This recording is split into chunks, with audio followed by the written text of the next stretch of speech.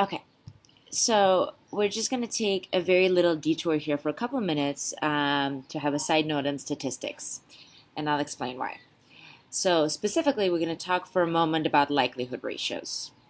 Now, you all know about sensitivity and specificity as well as predictive values, right? Well, likelihood ratios are alternative statistics for summarizing diagnostic accuracy which have several particular powerful properties that make them much more useful in clinical practice than other statistics. So each test or finding, tuberculosis culture or the finding of a fever in a patient, has its own likelihood ratio. And this ratio summarizes how many more times how many times more or less likely is your patient with the disease to have this particular test result or finding than a patient who doesn't have a disease?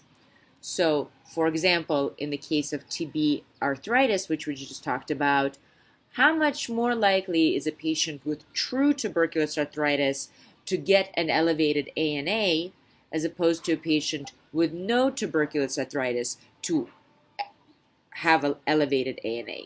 A likelihood ratio discusses that.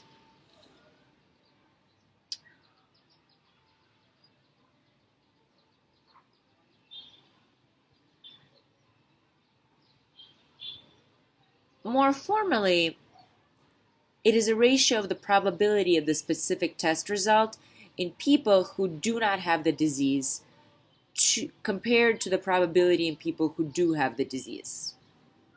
So a likelihood ratio greater than 1 indicates that the test result or physical exam finding or symptom is associated with the presence of the disease, whereas likelihood ratio less than 1 indicate that the test result is associated with the absence of a disease.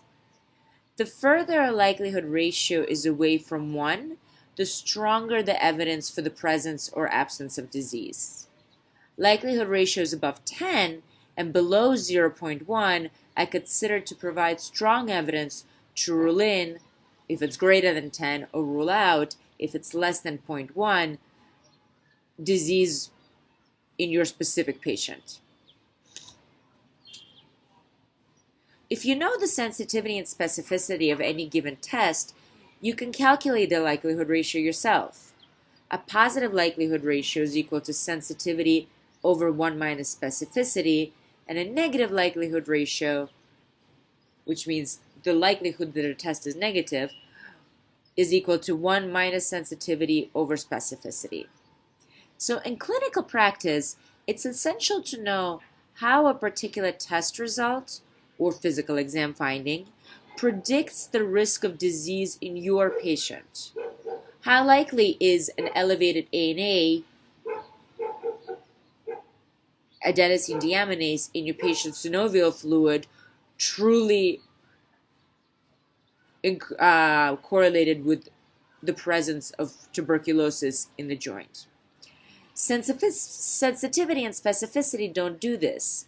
They describe how disease predicts a particular test result.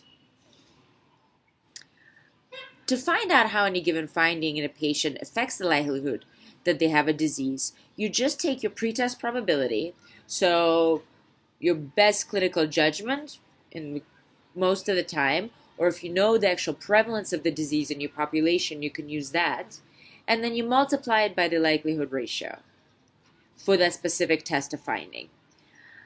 Thankfully, nomographs have been designed so we don't have to do too much math, and I'll explain a bit more about all of this in the next few slides.